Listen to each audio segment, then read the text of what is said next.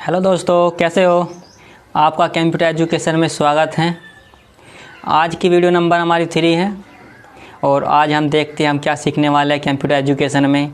मैं हूं आपका दोस्त mister Anant Kumar Roy, brain science trainer and IT expert. तो देख लेते हैं हमारी चल रही है कंप्यूटर एजुकेशन में एक वीडियो नंबर 3। तो आज हम जानेंगे types of computer and generation of computer. तो कंप्यूटर कितने प्रकार के होते हैं और कंप्यूटर की जनरेशन कौन कौन सी हैं। तो स्टार्ट करते हैं आज का टॉपिक। ओके, तो सबसे पहले है जनरेशन्स ऑफ कंप्यूटर, कंप्यूटर की पद्धतियाँ। हिंदी में कहते हैं कंप्यूटर की पद्धतियाँ। तो जनरेशन्स ऑफ कंप्यूटर, अब तक कंप्यूटर की कितनी जनरेशन हुई है। इससे पहले हमने क्या सीखा, पहले डिस्कस कर लेते हैं। हमने कंप्यूटर इंट्रोडक्शन हम सीख चुके हैं पूरा, कंप्यूटर के पिता कौन थे और कौन सा कंप्यूटर सबसे पहले आया था, ये हम पूरी बारे में डिस्कस कर चुके हैं। अब स्टार्ट करते हैं कंप्यूटर की पद्धतियाँ, हमारी जनरेशन ऑफ कंप्यूटर। अब तक कंप्यूटर की 5 जनरेशन्स हुई है, जैसा कि आपको स्लाइड में शो रहा होगा। तो first generation of computer this 1946 to 1959।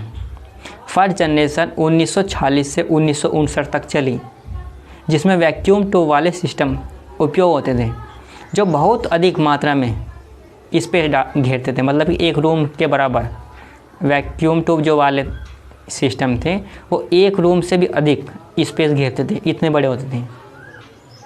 Okay, कब आए थे, 1946 से 1959 के बीच। क्लियर है। सेकंड जनरेशन जो कंप्यूटर आए वे आए 1959 टू 1965 के बीच। सेकंड जनरेशन कंप्यूटर 1959 से लेकर 1965। ठीक है, इनमें वैक्यूम ट्यूब को हटा दिया गया और उनके स्थान पर यूज किया गया ट्रांजिस्टर।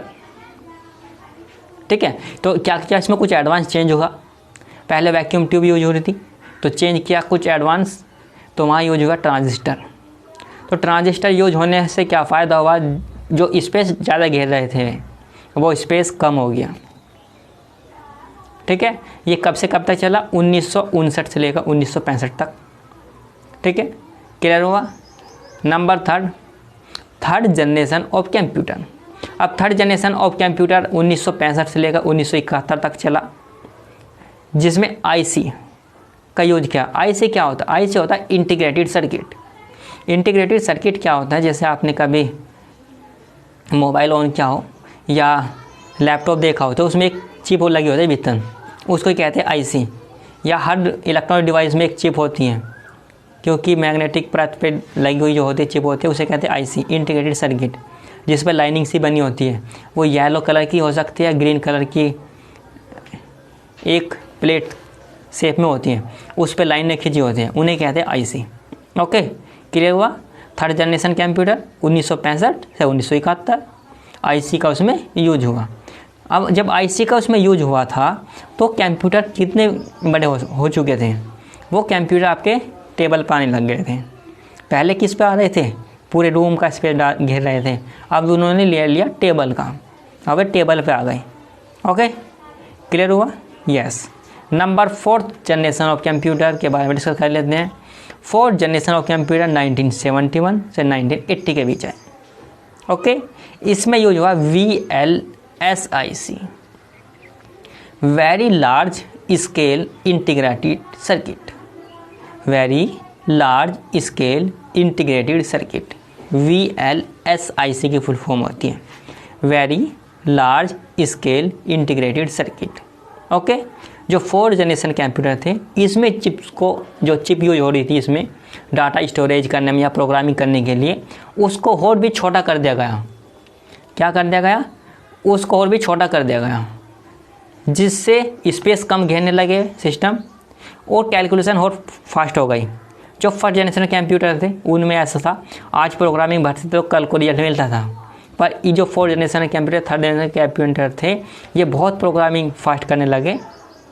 मतलब कि जल्दी जल्दी प्रोग्रामिंग होने लगी, कई दिनों का मैं वेट नहीं करना पड़ता था। इसके बाद आए 5th जनरेशन ऑफ कंप्यूटर, जो 1980 में आए, और ये इतने एडवांस है आपको फिंगर से की प्रेस करने की ज़रूरत है, डायरेक्ट आंसर सोल्व हो के आपके पास आता है। मीन ऑफ रिजल्ट आपको बहुत जल्दी से प्रोवाइड होता है, क्योंकि हमने कंप्यूटर की डेफिनेशन पढ़ा था कि computer is a electronic device which can do large the fast calculation in a short time. बहुत कम समय में अधिक से अधिक कैलकुलेशन कर सकता है। तो ऐसे ही 5th जनरेशन में है इसका, क्योंकि यहाँ बहुत फास्ट काम करना स्टार्ट कर दिया था इसने। ओके, जो इस समय यूज हो रही है जनरेशन कंप्यूटर की वो 5th जनरेशन कंप्यूटर है, जो 1980 से अब तक रनिंग में है। ठीक है, इसमें जो यूज होने वाली चिप है उसको कहते हैं ULSIC, जैसा कि यहाँ पर सो रहा है, ultra large scale integrated circuit. Okay, तो क्लियर हुआ। जनरेशन अब तक कंप्यूटर के 5 हुई है। First generation computer 1946, 1965, no 1946 to 1959 क्या यूज हुआ? Vacuum tube. Clear. Second generation 1959 to 1965 use हुआ ट्रांजिस्टर।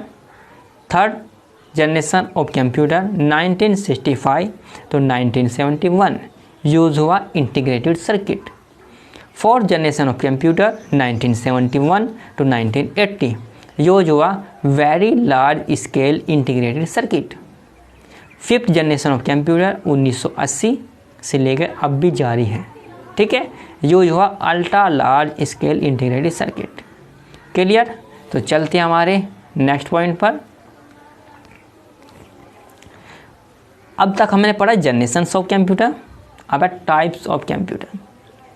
जैसा कि यहाँ पर आपको स्क्रीन पर शो रहा है, there are 5 types of computer. कितने टाइप्स के कंप्यूटर हैं? There are 5 types.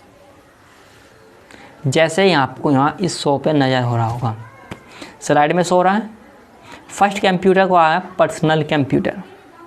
Personal computer कौन से होते हैं? पर्सनल कंप्यूटर होते हैं जो आप स्वयं के लिए यूज करते हैं, जैसे मेरा स्वयं का, आपका अपना, या किसी और का, माने जिसको एक यूजर यूज कर सकता है, उसको कहते हैं हम personal user computer, only single person user. तो पर्सनल कंप्यूटर हो गया, इसको शॉर्ट में कहते हैं PC। ठीक है, PC personal computer. Okay, clear. Next आपका मिनी कंप्यूटर। मिनी कंप्यूटर भी बिल्कुल PC के जैसा होता है, पर इस कंप्यूटर पे क्या होता है, इस पे एक साथ एक तो काम कर सकता है, दूसरा भी उस पर काम कर सकता है। दोनों सेम ही होते हैं, बस थोड़ा ही डिफरेंस होता है कि जो मिनी कंप्यूटर का यूज़ होता है आप साइबर कैफ़े या किसी स्कूल वगैरह में यूज होता है, पर पर्सनल कंप्यूटर का यूज हम स्वयं के लिए करते हैं। Okay, clear. First personal computer, second mini computer, third आपका main frame computer. Main frame computer क्या होता है? इस पर एक साथ एक से अधिक यूज़र काम कर सकते हैं। 100 प्लस यूज़र एक साथ काम कर लेते हैं। मेन फ्रेम कंप्यूटर वे होते हैं, जैसे बैंक में मेन फ्रेम कंप्यूटर लगे होते हैं। जब आप कोई इंजीनियरिंग या कोई एग्ज़ाम देते हैं जो ऑनलाइन होता है, वे मेन फ्रेम कंप्यूटर से काम होता है। ऐसे ही जहाँ भी एक साथ बहुत सारे सिस्टम आपस में अटैच होते हैं, वे सब मेन फ्रेम कंप्यूटर द्वारा आपस में जुड़े होते हैं। Okay, clear. यस। इसके बाद आता है आपका वर्क स्टेशन कंप्यूटर।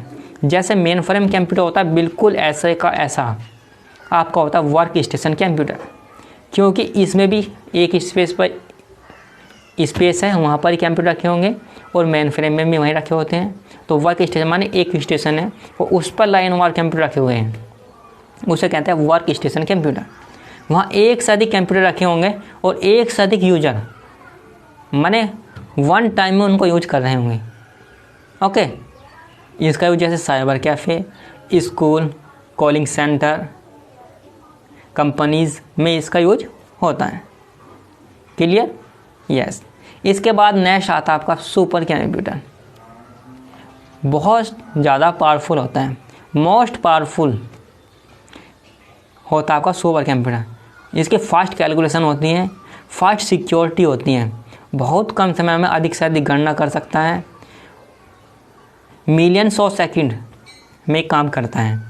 इसका यूज जो होता है वो हाई फ्रीक्वेंसी या हाई सिक्योरिटी वाले प्लेस पे होता है, जैसे इंटेलिजेंसी ब्यूरो सिस्टम, आर्टिफिशियल या जहाँ पर आपका साइंटिस्ट वगैरह इसका यूज करते हैं, मौसम साइंटिस्ट जो होता है यूज करते हैं, जो वेदर इन्फॉर्मेशन, क्योंकि डे बाई डे की क्या कंडीशन हो रही है, मौसम अप डाउन वेदर की इसकी कंडीशन क्या है, ठीक है, उसके लिए इसका यूज करते हैं।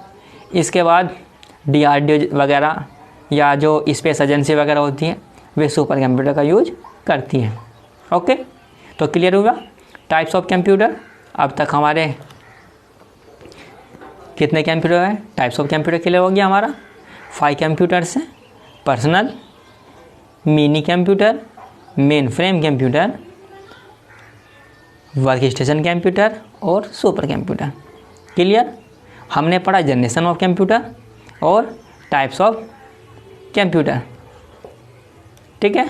अब उनका हम माइंड मैप बना सकते हैं क्या हम, हाँ, ये कुछ इसमें नया टॉपिक डाला है हमने, माइंड मैप। माइंड मैप क्या होता है, किसी भी चीज़ को लर्न करने का एक बहुत आसान माध्यम है।